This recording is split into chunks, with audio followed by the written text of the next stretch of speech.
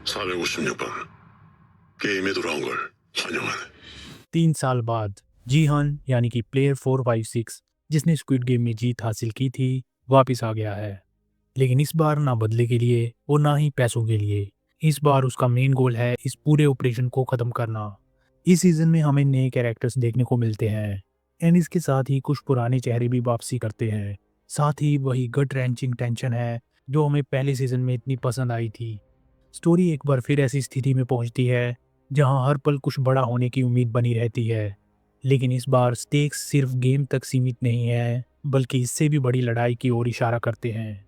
हालांकि एक डर भी है जो ऑडियंस के मन में बना हुआ है। क्या ये सीज़न पहले की तरह हाइप पर खरा उतरा है या नहीं? वी नो पहला सीज़न एक ग्लोबल फिनोमिनन बन गया था एंड जितनी पॉपुलैरिटी सीज़न 1 को मिली थी उसे दोहराना आसान नहीं होगा। So the big question is that क्या ये इस बार फिर से वही मैजिक क्रिएट कर पाए हैं या नहीं?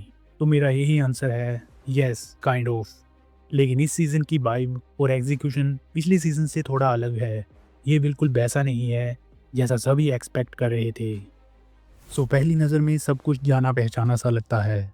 हम फिर से हाई स्टेक्स सर्वाइवल गेम्स में लौटते हैं। वही कलरफुल लेकिन क्रीपी सेट्स एंड हर वक्त मौत का खतरा। बट इस बार एक बड़ा ट्विस्ट ये है कि प्लेयर 456 सिर्फ अपनी जान बचाने के लिए नहीं खेल रहा। इस बार वो पूरे सिस्टम को ख़त्म करना चाहता है। शुरुआती एपिसोड्स थोड़े स्लो लगते हैं क्योंकि ज़्यादातर गेम्स के बाहर की दुनिया दिखाई जाती है।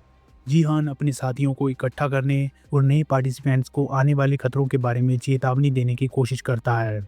इन दिस सीज़न हमें जीहान का एक बिल्कुल नया वर्जन देखने को मिलता है। ये सीज़न 1 का नाइव और फन लविंग जीहान नहीं है बल्कि इस सीज़न में हम ऐसे जीहान को देखते हैं जो स्ट्रेटजीज बनाता है और लीडरशिप के लिए तैयार है। पहला गेम जो कि पिछली बार की तरह रेड लाइट ग्रीन लाइट ही है, इसमें जीहान दूसरों को गाइड करने की कोशिश करता है। वो चिल्लाते हुए सबको एडवाइस देता है कि ट्रस्ट मी, मैं पहले ये सब कुछ देख चुका हूँ। जाहिर है शुरुआत में सब उस पर ट्रस्ट नहीं करते लेकिन धीरे धीरे उन्हें समझ में आने लगता है कि ये बंदा सच बोल रहा है। इस बार शो में कई नए कैरेक्टर्स को इंट्रोड्यूस किया गया है। इस बार हमें इस गेम में एक माँ बेटे की जोड़ी भी देखने को मिलती है जिनका बॉन्ड आपके दिल को छू लेगा। इसके अलावा एक प्रेग्नेंट लड़की को इस कहानी में जोड़ने से स्टोरी में टेंशन की एक और लेयर जुड़ती है। अपार्ट फ्रॉम दिस इस बार हमें रियल वर्ल्ड से जीहान का एक दोस्त भी देखने को मिलता है जो काफ़ी कर्जे में फंसने के बाद यहाँ आया है। सीज़न 1 में हमने देखा था कि गेम्स के शुरू होने से पहले कैरेक्टर्स की बैक स्टोरी दिखाई गई थी बट इस बार ऐसा नहीं होता। इस बार हमें इन कैरेक्टर्स के बारे में गेम्स के दौरान ही पता चलता है। आई थिंक ये एक रिस्की मूव था लेकिन ये काम कर जाता है।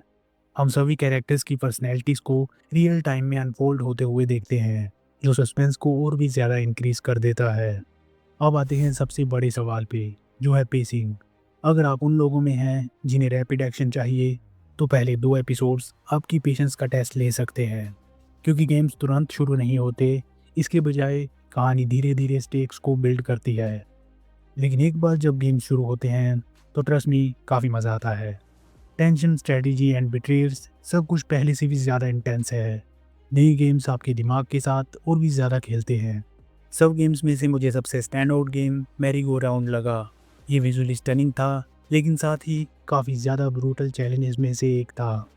क्रिएटर्स जानते ही हैं कि हमने ये फॉर्मूला पहले देखा है, इसलिए उन्होंने कॉम्प्लेक्सिटी के और भी ज़्यादा लेयर्स जोड़े हैं। फॉर एग्जांपल इस बार एक वोटिंग सिस्टम है जहां प्लेयर्स की एक्शंस डिसाइड करते हैं। जीहान सबको बाहर निकालने के लिए अपनी ओर करने की कोशिश करता है लेकिन चीज़ें हमेशा उसके प्लान के मुताबिक नहीं होती।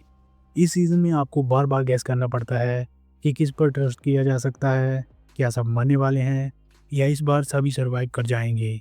सस्पेंस धीरे धीरे बिल्ड होता है एंड जैसे ही आप एपिसोड 7 तक पहुंचते हैं सब कुछ एक्सप्लोड हो जाता है। ट्विस्ट इतनी तेज़ी से आते हैं कि आप अपनी सीट से चिपक जाएंगे। बस इतना कहना चाहूँगा कि इसकी एंडिंग को देख के आपका दिमाग घूम जाएगा क्योंकि ये सीज़न एंड होता है एक क्लिफ हैंगर पे। सो अगर आप क्लोजर चाहते हैं तो सीज़न 2 आपको थोड़ा फ्रस्ट्रेट कर सकता है। लेकिन अच्छी बात यह है कि season 3 already on the way है एंड आई थिंक 2025 या 26 तक हमें ये देखने को मिल जाएगा। जहाँ मैं अपनी बात करूँ तो मुझे ये सीज़न काफ़ी पसंद आया बट आई थिंक एक डेफिनेट एंडिंग तो ज़रूर मिलनी चाहिए थी क्योंकि इसे क्लिफ हैंगर पर ख़त्म करने के बाद ऐसा लग रहा है कि ये पूरा सीज़न एक फिलर एपिसोड था। जस्ट लाइक मिर्ज़ापुर सीज़न 3, वहाँ भी मुझे सेम यही कमी लगी थी। लेकिन फिर भी चाहे शुरुआत थोड़ी स्लो हो या एंडिंग एक बड़ा क्लिफहैंगर लेकर आए, स्क्विड गेम सीजन 2 फिर भी डिलीवर करता है। प्रोडक्शन डिज़ाइन स्टनिंग है, वो वाइब्रेंट एंड क्रीपी सेट्स फिर से देखने को मिलते हैं और कॉस्ट्यूम्स भी पिछली बार की तरह सेम है। जहाँ एक्टिंग की बात करें तो हमेशा की तरह टॉप नॉच ही है। इसके अलावा इस बार डेस्पिरेशन, ग्रीड और ह्यूमन नेचर की थीम्स अब भी उतनी ही हॉन्टिंग और थॉट प्रोवोकिंग है जैसे पहले थी। सो अगर आपको टेंशन फिल्ड ड्रामास पसंद हैं जिनमें काफ़ी ज़्यादा ट्विस्ट देखने को मिलें तो ये सीज़न ज़रूर आपके लिए है। लेकिन अगर आप फास्ट पेसिंग और पूरी तरह से कंप्लीट पे ऑफ चाहते हैं तो आप थोड़ा स्ट्रगल कर सकते हैं। But I think it's a good season and you should definitely check it out.